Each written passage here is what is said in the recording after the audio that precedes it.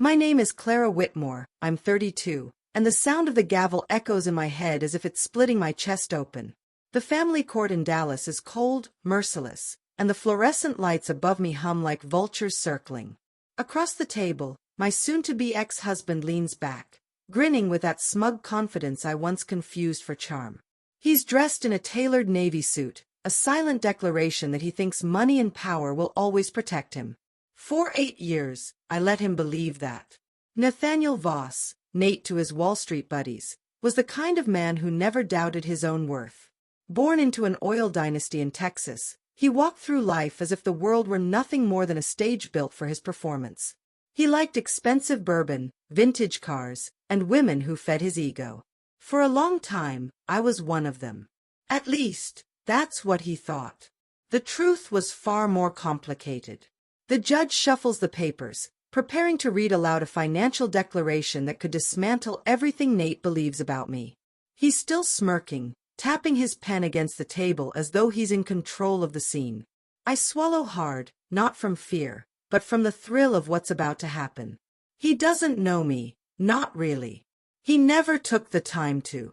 That will be his undoing. I shift in my chair, clutching the edge of the table, and let my mind wander back to the beginning.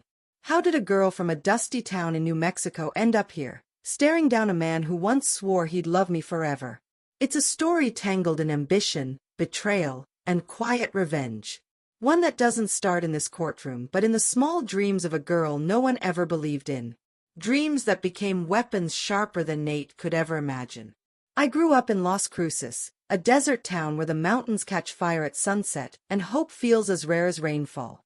My parents ran a diner off Highway 70, serving chili cheeseburgers to truckers and locals who'd been ordering the same meal for decades. Money was always tight, but laughter filled the cracks of our chipped kitchen tiles.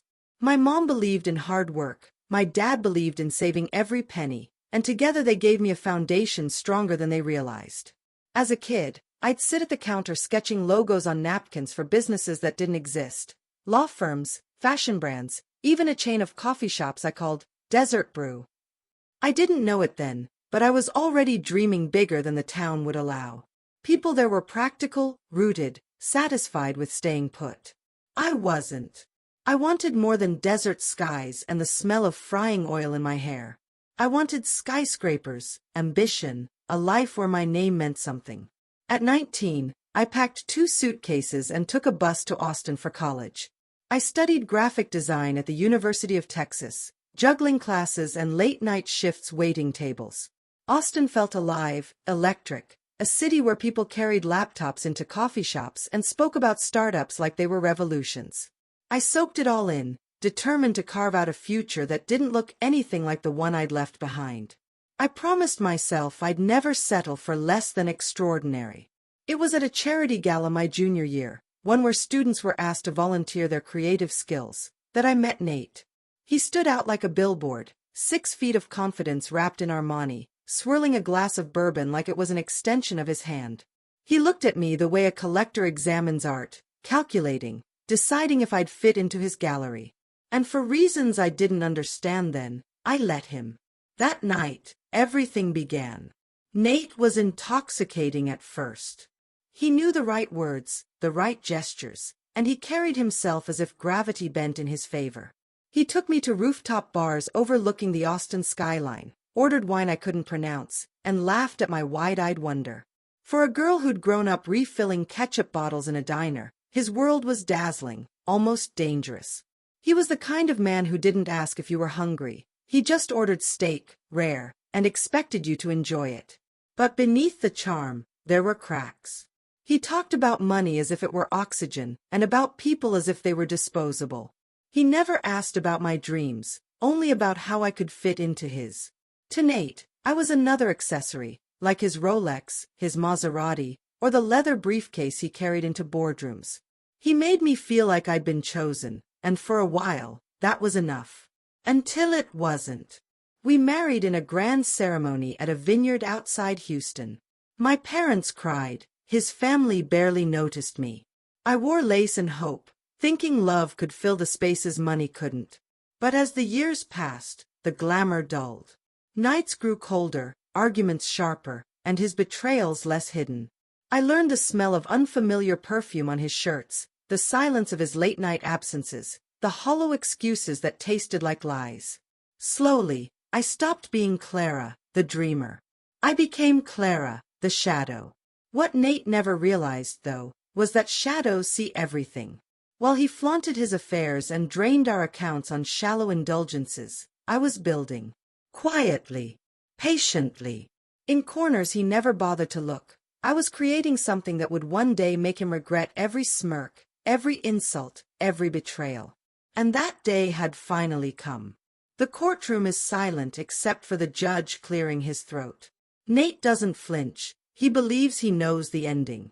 But stories don't belong to the men who shout the loudest. They belong to the women who refuse to stay silent. My empire wasn't built overnight, and it wasn't built out of spite alone.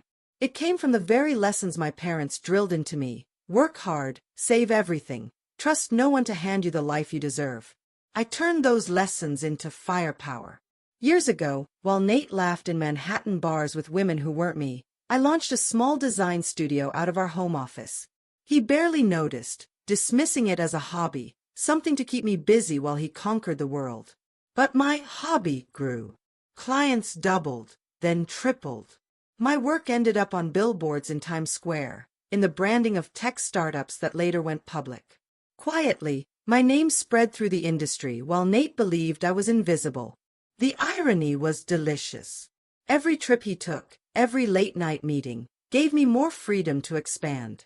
I hired staff, opened offices in Austin and Seattle, and reinvested every dollar. By the time our marriage hit its lowest point, I was no longer the girl with 2 suitcases. I was the CEO of Whitmore Creative, a company valued in the millions. And not once did Nate ask how I spent my time. His arrogance blinded him. He thought I lived only through him. Now, as the judge prepares to speak, I glance at Nate one last time. He still believes the joke is on me. But in seconds, the truth will strip that smile from his face and leave him gasping for air. This is the moment I've been waiting for, the one where everything shifts. Where Clara, the shadow, becomes Clara, the storm. The judge's voice booms across the courtroom, each syllable landing like a hammer. According to the financial declaration, Miss Clara Whitmore's net worth is... His pause feels eternal, stretching into every corner of the room. Nate's smirk wavers, just slightly, as if he senses something is wrong. He leans forward, his pen still in hand, his confidence beginning to fracture. When the numbers spill from the judge's lips, the silence is deafening. Nate blinks, his smile evaporating, his jaw tightening in disbelief. He stares at me as though I've just sprouted wings. For the first time in years, I hold the power, and it's intoxicating. He doesn't know whether to laugh, scream, or crumble, and the confusion is written across his face like a confession. The attorneys shuffle papers, whispering in low voices. The courtroom clerk looks up, clearly surprised at the staggering figures. My empire is no longer invisible, it is undeniable. Nate grips his pen so hard the plastic casing snaps, shards scattering across the table. His arrogance is bleeding out in real time, and I can feel every ounce of satisfaction seep into my bones. But this moment, as sweet as it is, isn't the whole story. People see the victory. They rarely understand the sacrifices that paved the way. They don't see the sleepless nights, the missed meals, the relentless doubt that stalked me like a shadow. They don't know the fear of watching your bank account hover near zero while betting everything on a dream. They don't know me. Not yet. It started with a single laptop and a desk wedged into the corner of our apartment. While Nate was out late, I was designing logos for small businesses in Austin, restaurants too new to afford real agencies. They paid me in cash, sometimes barely enough to cover groceries, but I treated every project like gold. I wasn't just building designs, I was building trust, connections, and a reputation brick by brick. I remember designing branding for a taco food truck owned by a veteran named Mason. He couldn't afford much, but he had big dreams and an even bigger heart. When his business boomed, he sent every referral my way. Word of mouth spread faster than any marketing campaign, and suddenly I wasn't just Clara, the invisible wife. I was Clara, the woman people trusted to make their visions real.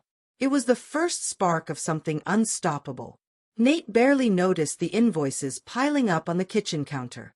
He assumed they were bills, never once curious about where the money came from. His ignorance became my shield. While he flaunted mistresses in New York hotels, I was sketching logos at 3 a.m, fueled by coffee and stubborn determination. Each project brought me closer to freedom, closer to a life where I wasn't defined by his last name. I lived in two worlds, the one Nate paraded publicly and the one I quietly built behind closed doors. At dinner parties, I played the role of supportive wife, nodding politely at conversations dripping with arrogance.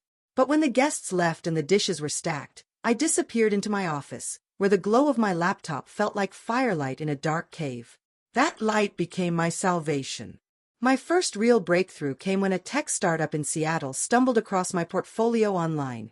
They were scrappy, ambitious, and desperate for someone to craft their identity.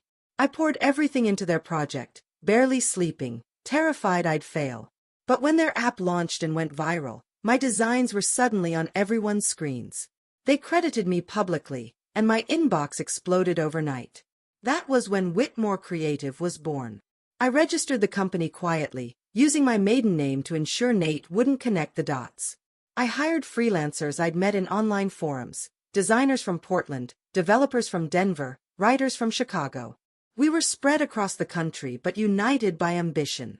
Piece by piece, we grew into something real, something formidable. And Nate was too blind to see it. My office transformed from a corner desk to a full studio downtown, hidden under the guise of volunteering. Nate never questioned it. He was too busy playing king in his hollow empire. He bragged about his deals at cocktail bars while I signed contracts that would change the trajectory of my life. Every business trip he took gave me more time, more space, more fuel to build a machine he couldn't even imagine existed.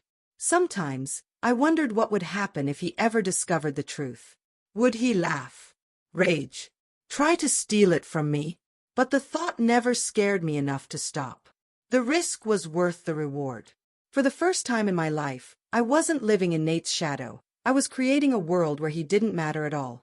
Back in the courtroom, Nate's face is a study in disbelief. He grips the table as if the oak itself might keep him from falling apart. His attorney leans in, whispering urgently, but he barely hears her. His entire identity was built on control, and now that control is slipping through his fingers like sand. I watch him, my heart steady, my breathing calm, as the storm I created unfolds before him. But as much as this moment satisfies me, it also terrifies me. Because power changes everything. It shifts relationships, reshapes identities, and forces you to confront parts of yourself you never expected. I wonder if I'm ready for the weight of it, the responsibility of holding the upper hand. I wonder if revenge is enough to fill the hollow spaces Nate left behind. Doubt, that old familiar ghost, tries to creep back in. The judge continues reading, outlining assets, accounts, and valuations Nate never knew existed. Every number is a dagger, every revelation a wound to his pride. The courtroom feels like it's suffocating him, and for once, I don't rush to save him. I let him drown in the truth, the same way I drowned in his lies for years. This is justice, not swift, but inevitable. And yet, deep down, I know this isn't the end. It's only the beginning of a storm larger than either of us can control. Because secrets have a way of breeding consequences, and the empire I built in the shadows may carry dangers I never anticipated. The plot twist waiting for me is one I can't yet see, but it's coming, closer than I realize. After the hearing adjourns for lunch, I step outside into the thick Texas heat. The courthouse steps are buzzing with people, reporters scribbling notes, lawyers huddled in clusters. I pull my sunglasses over my eyes, hiding the storm of emotions boiling inside me. Victory tastes sweet, but it's laced with something bitter, like bourbon that burns too long in your throat.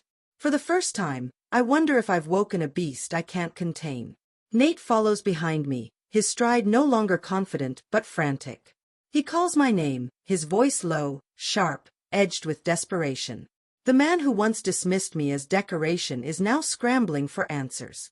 Clara, what the hell was that? Where did all of this come from? His tone is accusatory, but beneath it I catch something else, fear. Fear is a language I never thought I'd hear from him. I don't answer. I let the silence do what my words never could. He steps closer, invading the small bubble of space I've carved for myself. His cologne, once intoxicating, now feels suffocating. You lied to me, he hisses, his voice cracking under the weight of betrayal. I tilt my head slightly, a small smile tugging at my lips. No, Nate. You never asked. The truth lands harder than any insult I could throw. As I walk away, my heels clicking against the marble steps, I feel eyes on me. Not just Nate's, but others too, curious, calculating, hungry. Success attracts attention, and not all of it is safe. The empire I built in shadows is now exposed to light, and with that exposure comes vulnerability. For the first time, I realize my greatest triumph might also be my greatest danger. That night, I sit in my loft apartment, the one Nate never knew existed. It's my sanctuary, filled with steel beams, brick walls, and plants sprawling from every corner. On the coffee table lies a folder thick with contracts, bank statements, and documents that prove the magnitude of Whitmore Creative. I run my fingers across the papers, reminding myself that this is real. I made this. Me. My phone buzzes, a string of missed calls from Nate. I don't answer. Instead, I scroll through the emails flooding my inbox. Investors, collaborators, journalists. My name is spreading faster than wildfire. Tomorrow, articles will hit the internet. The world will know Clara Whitmore not as Nate's wife, but as the woman who outsmarted him. I should feel elated. Instead, a knot tightens in my stomach. Because power has a cost. And lately, I've begun to notice shadows moving where they shouldn't. Strange emails with no sender, calls that hang up the moment I answer, a black SUV parked across from my loft 2 nights in a row. At first, I thought it was paranoia. But now, I'm not so sure. Success paints a target on your back, and I may have underestimated how dangerous that target can be. I pour myself a glass of red wine, swirling it until the liquid stains the sides like blood. My reflection in the window looks unfamiliar, harder, sharper, less forgiving. I whisper to myself, "You asked for this, Clara." And maybe I did. But I never asked for the kind of attention that feels like it's hunting me in the dark. The following week, I fly to New York for a pitch meeting with a major media conglomerate. It's the kind of opportunity people in my industry dream of, the kind that could triple my company's value overnight. As I sit in the sleek glass conference room overlooking Manhattan, I can almost hear my father's voice telling me to be careful, to save, to never trust too easily. I push the memory aside. I can't afford hesitation. The executives are impressed. They love the boldness of my vision, the clarity of my branding strategy. When they shake my hand, I see dollar signs reflected in their eyes. But beneath the polished smiles, there's something unsettling. One of the men, a tall figure named Sterling Cross, studies me longer than the others. His eyes are sharp, calculating, like a predator sizing up its prey. It sends a chill racing down my spine. After the meeting, Sterling lingers, inviting me for a drink. His tone is charming, his suit flawless, but there's an edge in his voice I can't place. I decline politely, and his smile falters just enough to reveal something darker. "You've built something powerful," he says softly. "But power without protection is just an invitation." His words echo long after he walks away, planting a seed of unease I can't shake. Back at my hotel, I lock the door twice and sit on the edge of the bed. Nate was never the real danger. The real danger might be the wolves circling now, the ones who see my empire not as a triumph but as prey. For the first time since leaving Las Cruces, I feel small again, like the desert girl staring at mountains too high to climb. But this time, the climb might cost me more than I'm willing to pay. When I return to Dallas, Nate is waiting outside my loft. His car is parked crookedly at the curb, his tie loosened, his hair disheveled. He looks nothing like the polished banker he once was. He looks desperate.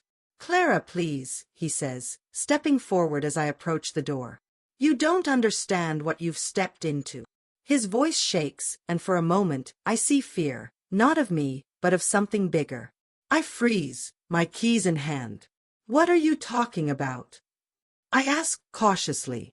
He runs a hand through his hair, his eyes darting like he's being hunted. "The people you're dealing with, the investors, the companies, you don't know who they are. You think you're in control, but you're not. They'll eat you alive." His words land heavy, but I don't trust him. He's lied too many times before. Why should I believe you? I snap. His jaw tightens, frustration flashing in his eyes. Because I've dealt with them. I thought I was untouchable once too. But these men, Clara, they don't play fair. They don't lose.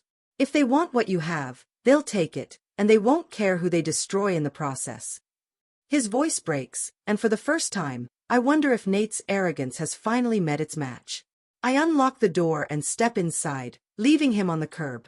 But his words follow me like shadows crawling up the walls. Maybe he's bluffing. Maybe this is just another game, another manipulation. Yet deep down, something in his tone felt different, raw, terrified, real. And if Nate Voss is afraid, then maybe I should be too. The next morning, I can't shake Nate's words. His warning replays in my head like a broken record, colliding with Sterling Cross's unsettling smile. I brew coffee, but the taste is bitter, metallic, almost unbearable. The city outside feels louder than usual, like the world is trying to tell me something I'm not ready to hear. Fear is dangerous. It clouds judgment. Yet here I am, pacing my loft, heart racing with questions I can't silence. I open my laptop, scrolling through the contracts I've signed in the past year. Names of firms, investors, conglomerates, all powerful, all faceless. For the first time, I wonder if I've been too eager, too blind in my pursuit of independence. My father's voice whispers in my mind, "Never trust easy money, Clara." I brushed it off then, but now those words gnaw at me. What if I've stepped into something I can't walk away from? My phone rings, and my stomach knots when I see Sterling's name. I don't answer. Moments later, an email arrives. Lunch. Tomorrow. Non-negotiable. The arrogance is chilling. I slam the laptop shut, trying to calm my breathing. He doesn't ask, he demands. And that demand confirms what Nate tried to warn me about. These aren't investors. They're predators in suits, circling the blood in the water. I grab my keys, desperate to escape the suffocating walls of my loft. As I step into the sunlight, the same black SUV from nights ago is parked across the street. Its windows are tinted, engine off, but I can feel the weight of unseen eyes following me. My chest tightens, a cocktail of dread and defiance rising inside me. If this is the game, then I need to decide whether to run or to fight. I drive to my parents' diner in Las Cruces, needing the familiarity of chipped counters and grease-stained menus. When I walk in, the smell of frying onions and chili peppers wraps around me like a childhood blanket. My mom's hair is grayer now, my dad's hands more worn, but their eyes light up the moment they see me. For a few precious hours, I can almost pretend the empire, the courtroom, the wolves, they don't exist.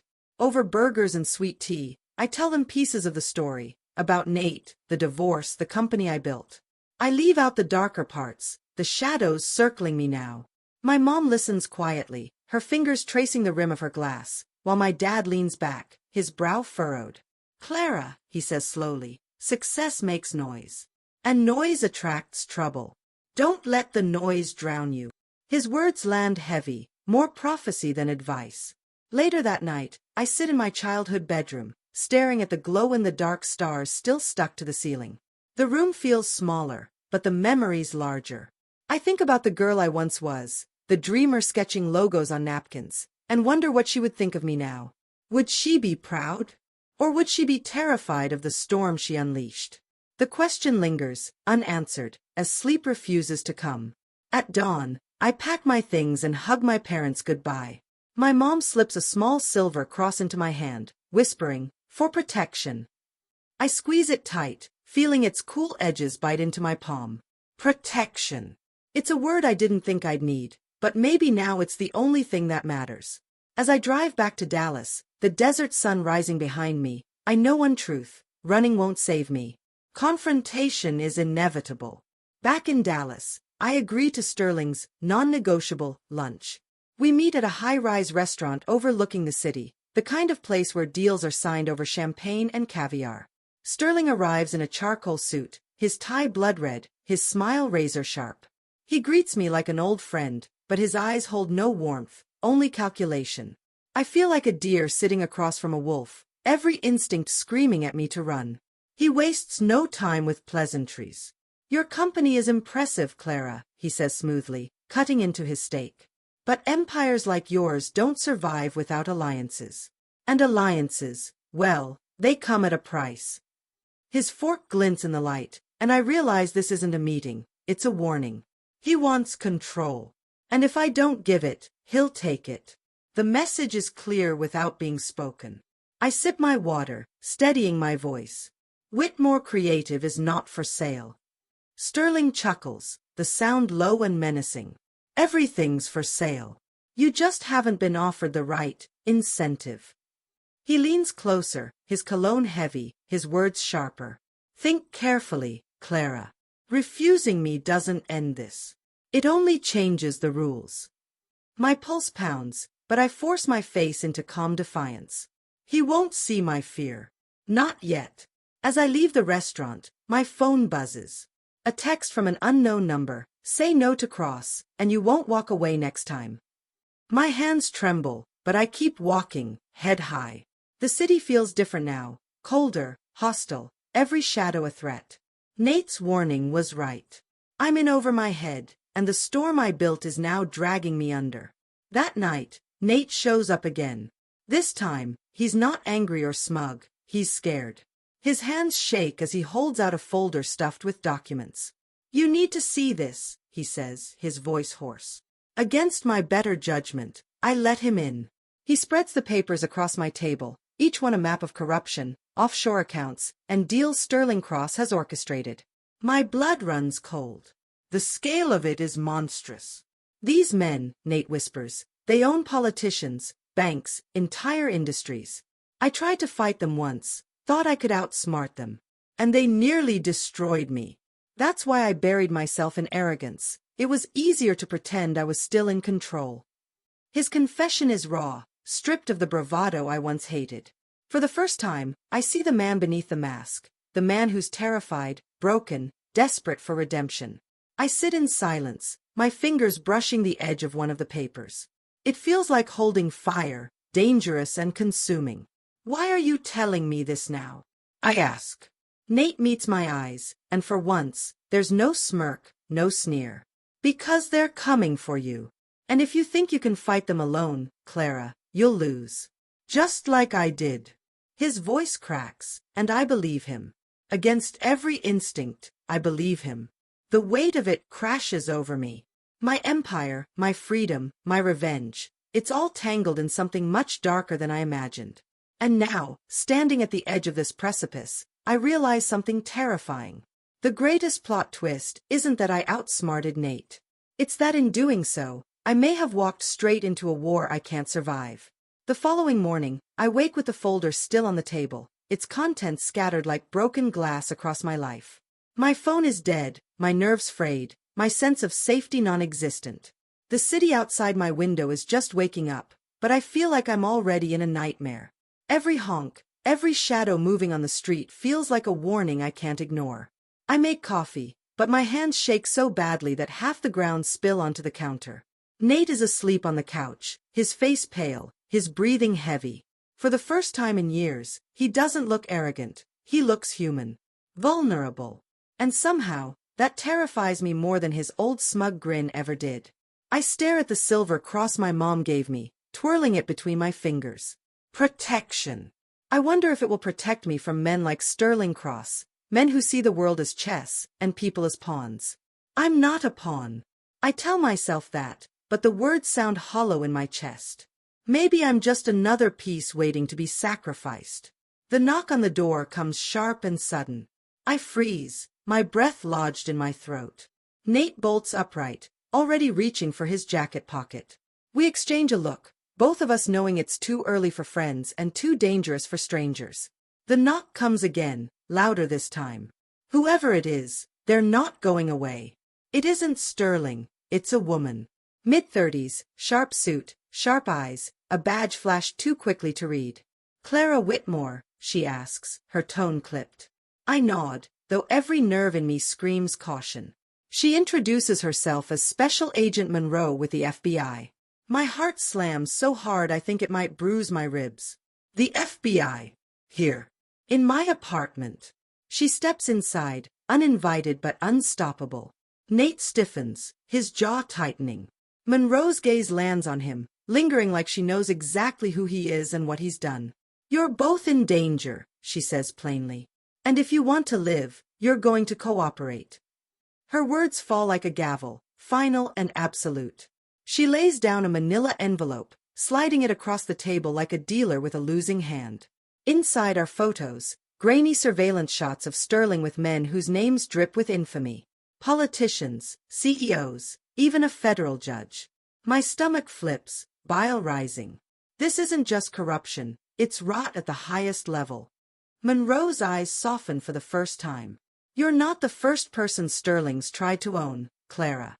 But you could be the first to bring him down." I glance at Nate, who looks ready to bolt. But for me, something shifts.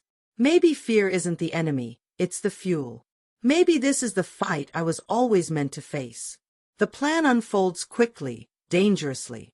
Monroe wants my testimony, my documents, my inside knowledge of Sterling's operations. She wants me to step into the fire willingly, to bait the wolf into the open. It feels suicidal.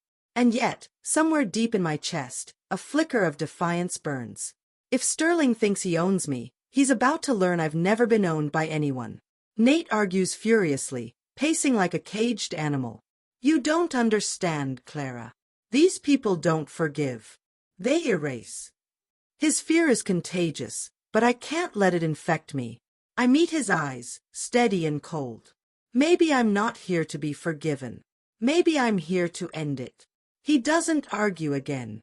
He just stares, like he doesn't recognize me anymore. The day of the sting arrives. I meet Sterling in his office, the walls lined with books he'll never read, power dripping from every corner. He greets me with that same serpent smile, unaware of the microphone hidden beneath my blouse. Every word he speaks, every threat he veils, is being recorded. My heart pounds, but my voice is steady. Then, the door bursts open. Agents flood the room, Monroe at the lead, her weapon drawn. Sterling's face finally cracks, arrogance collapsing into rage. He lunges, but they're faster.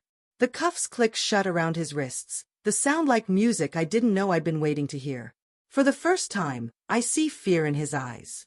And it's beautiful. Weeks later, I sit in the same courthouse where it all began. The same marble floors, the same cold air, the same man across from me. Only this time, Sterling isn't laughing. He's in shackles, his empire crumbling in public view. Reporters swarm outside, hungry for every scrap of scandal. And me. I'm finally breathing freely. The judge reads out the charges, each word another nail in Sterling's coffin. Fraud. Racketeering. Conspiracy. Names of men once untouchable now dragged into the light. My hands tremble, but not from fear, from release. For the first time in years, I feel like I've won a battle that mattered. A battle bigger than me, bigger than revenge. Beside me, Nate sits quietly, no longer my enemy but not my savior either. We share no smiles, no reconciliation. Just a silent acknowledgement of the war we both survived. Some wounds never heal. Some partnerships end in ash. But in this strange moment, I realize survival itself can be victory. As Sterling is led away, his head bowed, I clutch the silver cross my mother gave me. It glints in the sterile courtroom light, a reminder that even in darkness, I wasn't alone. My empire is still mine, my freedom intact, my voice louder than ever. The girl from Las Cruces didn't just survive, she conquered. And as I step out into the blinding Texas sun, one truth shines brighter than all the rest. Sometimes the plot twist isn't the fall of the powerful, but the rise of the underestimated.